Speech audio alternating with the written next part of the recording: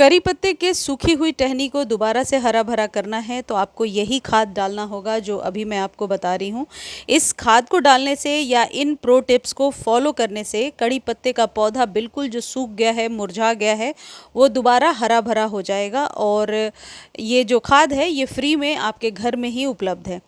देखिए, कड़ी पत्ता जब सर्दियाँ ज़्यादा होती हैं तो ये थोड़ा डोरमेंट हो जाता है, इसकी पत्तियाँ रूखी बेजान सी होने लगती हैं।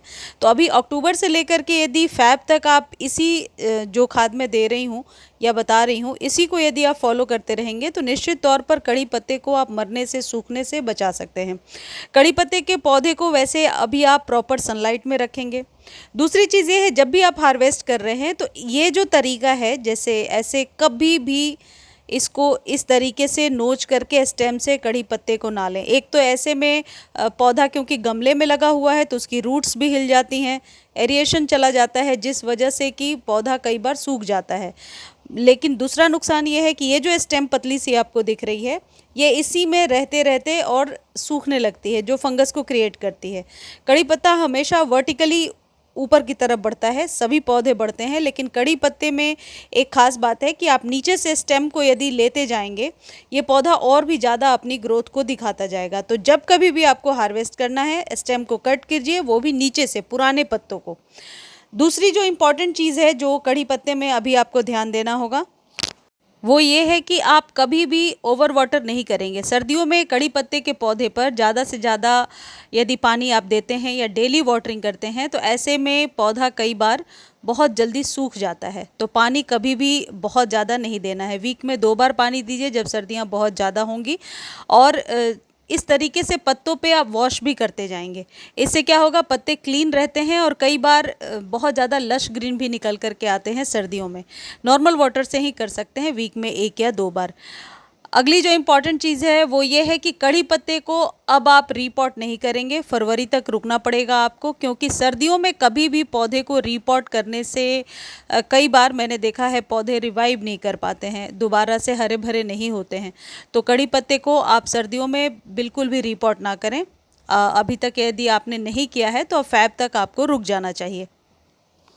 जो खाद आपको बताऊंगी वो पूरी तरीके से ऑर्गेनिक है। और ऑर्गेनिक खाद का क्या नतीजा होता है आप देखिए मेरा जो ये कड़ी पत्ते का पौधा है, ये बहुत ही लंबा हो जाने के कारण बीच से टूट गया था और ये पौधा सूख गया।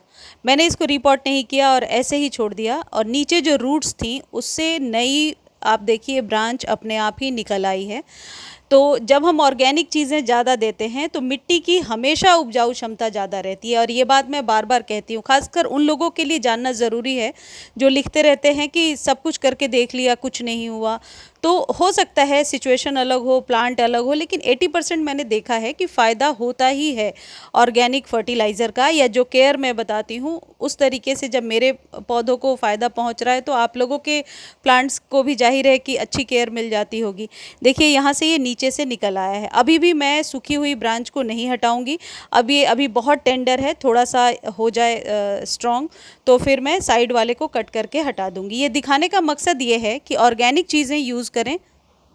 उसी तरीके का देखिए, ये दूसरा पौधा है, इसकी सारी पत्तियां गिर गई थी और अब इस पर न्यू लीव्स आने लगी हैं। अब आपको क्या करना है, जो घर में पालक, क्योंकि सर्दियों में बहुत ज़्यादा हम लोग पालक खाते हैं, जब आप पालक को वॉश करते हैं तो उसका पानी कुछ इस तरीके का निकलता है। कड़ी पत्ते को ग्रो करने के लिए सबसे ज़्यादा आयरन की ज़रूरत होती है और पालक में पर्याप्त मात्रा में आयरन होता है। तो आपको हर बार जब भी घर में पालक बनाते हैं उसे वॉश कीजिए और उसके पानी को आप कड़ी पत्ते में डाल दीजिए। नेचुरली आपके पौधे को बहुत सारे विटामिन्स तो मिलेंगे ही, साथ ही साथ आयरन भी मिलेगा। देखिए, ये मेरा बेलपत्र का पौधा है। इन्हीं सब उपाय से जो है सारे पौधे आपको स्वस्थ नज़र आएंगे, चाहे वो बेलपत्र हो या इस तरीके से शमी का पौधा हो जो बहुत ही ज़्यादा घना हो गया है। ये मैं सिर्फ इसलिए दिखा रही हूँ कि आप अपने सभी पौधों में ये पालक वाला पानी डालते रहिए, चाहे वो आपके पास इस तरीके से अरुकेरिया का प्लांट हो, सभी तरीके के पौधे में आप दे सकते हैं और इसका रिजल्ट हमेशा बेहतर देखने को मिलता है। अब कितनी बार देना है, वीक में 2-3 बार, जितनी बार आपके पास अवेलेबल हो आप दे सकते हैं। तो सूखी हुई यदि टहनी है और उसे आप चाहते हैं कि दोबारा हरा भरा करना है, तो पहली चीज़, टहनी को थोड़ा खुरच के देख लीजिए, अंदर से ग्रीन होगी तो ज़रूर हरी भरी हो जाएगी। दूसरी चीज़ है ये अंडे का पानी। जो लोग खाते हैं, एगिटेरियन हैं, एग वगैरह खाते हैं, वो जब अंडे को बॉयल करते हैं और जब ये पानी निकलता है, ये इसमें बहुत ज़्यादा कैल्शियम होता है।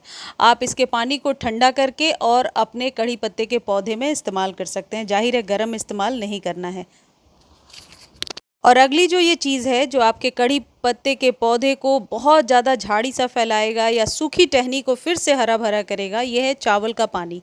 घर में जब आपके यहाँ राइस बनती होगी, राइस को पहले हम वॉश करते हैं कुक करने के पहले, उसके पानी का इतना अच्छा इफ़ेक्ट होता है। चाहे आप अपने बाल में लगा लीजिए, पौधों में डालिए, अपने फेस को वॉश कीजिए। ये कोरियन स्किन आपने सुना होगा, उसमें इसी चावल के पानी का इस्तेमाल किया जाता है। आपके पौधों के लिए तो रामबाण नुस्खा है ही, आपके लिए भी है। और ये चावल के पानी को कभी भी वेस्ट ना करें।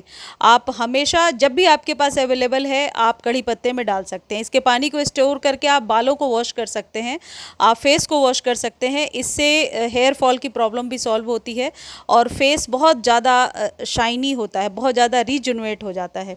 तो चावल के पानी के बहुत सारे फ़ायदे हैं। 3 चीज़ें मैंने आपको बताई, इन तीनों को सर्दियों में आप फॉलो कीजिए।